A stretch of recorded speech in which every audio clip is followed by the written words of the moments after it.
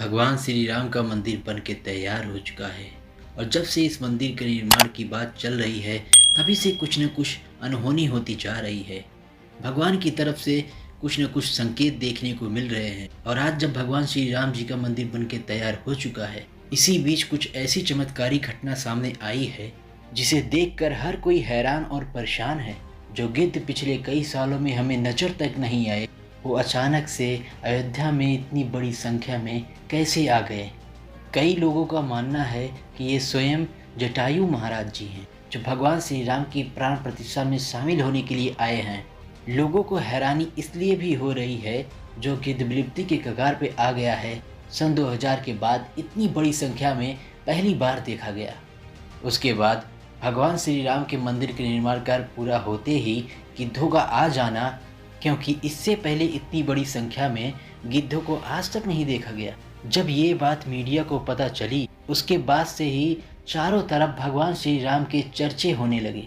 आज इस बात को साइंटिस्ट भी मानने लगे हैं। दोस्तों, आज हम आपको राम मंदिर के बनते वक्त का हुआ चमत्कार बताएंगे, जिसे सुनकर आप भी चौंक जाएंगे।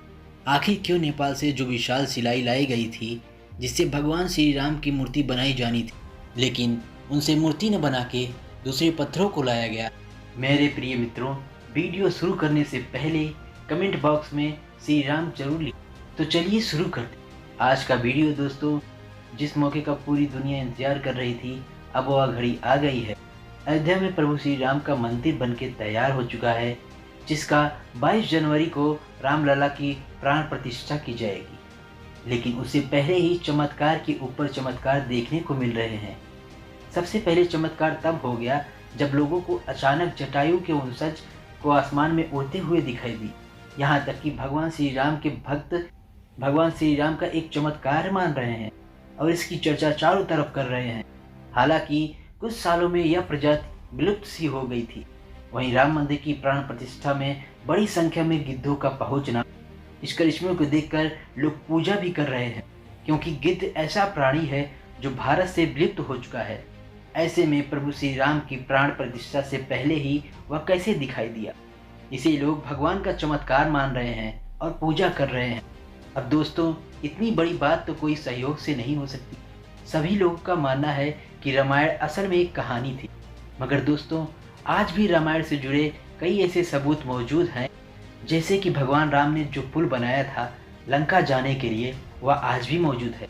नासा के वैज्ञानिकों ने उसे देखकर कह दिया है कि यह कोई प्राकृतिक घटना नहीं, और जिस जगह पे वह पुल बनाया गया था वह आज भी उसी जगह पे मौजूद है। उस समय भगवान श्री राम ने अपने चमत्कार से पत्थर को पानी के अंदर तैरा दिया था और उन तैरते हुए पत्थरों पर कदम रखकर अपने वानर सेना के साथ लंका पहुंच गए। दूसरा सबसे बड़ा सबूत रावण की खुद की लंका है। रावण की लंका आज भी मौजूद है। यह चमत्कार भी बहुत बड़ा सबूत है। जटायु गिद्ध प्रजाति से ताल्लुक रखते थे। वही जटायु जो भगवान श्री राम के परम भक्त थे। जटायु और भगवान श्री राम के बारे में रामायण में कई बार हमें जिक्र मिलता है। त्रेता युग में जब भगवान श्री राम को अपने पिता द्वारा वनवास का आदेश मिला था, तभी भगवान श्री राम की मुलाकात जटायु से हुई थी। उसके बाद पंचवटी में भगवान श्री राम की पक्षीराज जटायु से मुलाकात हुई थी। जटायु माता सीता को अपनी पुत्री के समान मानते थे। दरअसल जब लंकापति रावण माता सीता को अपहरण करके ले जा रहा था, उस समय संघर्ष करके जटायु ने अपनी प्राणों की आहुति दी थी। राम की राह में जटायु पहले शहीद थे। राम कथा में प्रसंग आता है जब जटायु के भाई संपत्ति ने कहा कि मेरे पंख कमजोर हैं, मगर आंख दूर की चीज देख सकती है, इसलिए मैं सीता जी को अशोक वाटिका में बैठी देख रहा हूँ। दोस्तों, अयोध्या नगरी के अंदर ही भगवान श्री राम का जन्म हुआ था, जिसका जिक्र वाल्मीकि की रामायण में भी किया गया है। सालों तक चले राम राज्य के बाद जय श्री राम ने जल समाधि ले ली, जिसके बाद अयोध्या नगरी सूनी पड़ गई। पौराणिक मान्यताओं के अनुसार उज्जैन के राजा विक्रमादित्य जब यहाँ पर आखिरी बार आए थे, तो उन्हें इस उजाड़ भूमि पर कुछ चमत्कार दिखाई दिए थे। खोज की तो पता चला यह श्री राम की जन्मभूमि है, जिसके बाद श्री राम के भव्य मंदिर का निर्माण कराया, जिसमें काले रंग के कसौटी पत्थर वाले 84 स्तंभ थे। समय समय पर कई राजाओं ने इस मंदिर की देखभाल की, लेकिन 14वीं शताब्दी में जब भारत में मुगलों का शासन हुआ तो श्री राम की जन्मभूमि को नष्ट कर दिया गया। वहीं पर बाबरी मस्जिद बनाई गई। 1925 में राम जन्मभूमि को बाबर की सेनाओं ने ध्वस्त कर दिया था। इसके बाद बाबर ने बाबरी मस्जिद की 3 गुंबद बनवाई थी, जिसके बाहरी हिस्से में एक चबूतरे में श्री राम के बाल स्वरूप की पूजा होती थी। इसे लोग राम चबूतरा कहते थे। लेकिन 1949 में बाबरी मस्जिद के मुख्य गुंबद के ठीक नीचे वही मूर्ति निकली जो सदियों से राम चबूतरे पर विराजमान थी। बाबरी मस्जिद और राम जन्मभूमि मंदिर पर सालों चले विवाद के बाद आखिरकार श्री राम अपनी जन्मस्थली पर प्राण प्रतिष्ठा हो रही है। अब सवाल यह है कि आखिर अयोध्या में भगवान श्री राम की मूर्ति बनाने के लिए नेपाल से 2 विशाल पत्थर मंगवाए गए थे। इन पत्थरों के लाने के बाद आखिर क्यों पत्थरों से मूर्ति नहीं बनाई गई? ऐसी क्या वजह थी कि नेपाल की इन पत्थरों की जगह पर दूसरे पत्थरों का इस्तेमाल किया गया? दरअसल राम मंदिर के निर्माण का काम पूरा होने के बाद फरवरी में नेपाल कालीघाट तट से अयोध्या में लाई गई थी। इन 2 पत्थरों में से एक पत्थर का वजन 14 टन था और दूसरे का 27 टन। शुरुआत में इन शिलांग से राम मूर्ति बनाए जाने की बात सामने आई थी, लेकिन बाद में पता चला कि यह राम मूर्ति बनने के लिए उचित पत्थर नहीं है। भारतीय मीडिया की खबरों के मुताबिक इन पत्थरों से मूर्ति न बनाए जाने की वजह भी राम मंदिर से जुड़े संतों की ओर जाता है।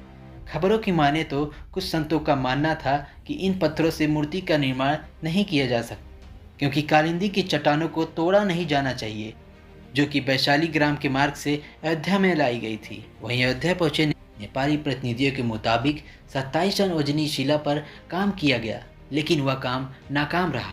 वहीं 14 टन वजनी पत्थर को शालिग्राम माना गया। इसके बाद दोनों ही शिलाओं को राम मंदिर के निर्माण स्थल पर रख दिया गया। वहीं भारतीय मीडिया के मुताबिक राम मंदिर के गर्भगृह में रखने के लिए लाए गए पत्थरों से 3 मूर्तियां बनाई गई। इनमें सबसे अच्छी मूर्ति का चयन कर उसे गर्भगृह में स्थापित किया जाएगा। मेरे प्रिय मित्रों, अयोध्या में दुनिया का सबसे बड़ा विशाल मंदिर बन रहा है। लोग बेसब्री से इंतजार कर रहे हैं। राम मंदिर के लिए कुल 67 एकड़ जमीन है, जिसमें 2 एकड़ में मंदिर बन रहा है। वहीं मंदिर के मुख्य शिखर की ऊंचाई 128 फीट थी, उसकी जगह पे 161 फीट कर दिया गया है। वहीं 3 की जगह 5 गुंबद और एक मुख्य शिखर होगा। वैसे तो मंदिर निर्माण के कार्य को 2020 में ही शुरू कर दिया गया था। प्रधानमंत्री नरेंद्र मोदी ने 5 अगस्त 2020 को अयोध्या में राम मंदिर की आधारशिला रखी थी। साल 1992 में बाबरी मस्जिद को उखाड़ दिया गया था। इसके बाद हिंदू पक्ष और मुस्लिम पक्ष के बीच इलाहाबाद हाई कोर्ट से लेकर सुप्रीम कोर्ट तक लंबी कानूनी लड़ाई लड़ी गई। वहीं बाद में नवंबर 2019 में इसका ऐतिहासिक फैसला सुनाया गया और सुप्रीम कोर्ट ने आदेश दिया कि इस विवादित जमीन पर राम मंदिर बनाया जाए। इस फैसले में ये भी सुनाया गया कि केंद्र सरकार मस्जिद के निर्माण के लिए सुन्नी वक्फ बोर्ड को 5 एकड़ वैकल्पिक जमीन उपलब्ध कराए। साथ ही मंदिर में विशेष पूजा के लिए विशेष पुजारी का ऐलान भी कर दिया गया है, जिसका वीडियो हमारे चैनल पर जल्द ही अपलोड किया जाएगा। मेरे प्यारे मित्रों, इसे लेकर आप क्या सोचते हैं कमेंट के माध्यम से ज़रूर बताएं। जय श्री राम।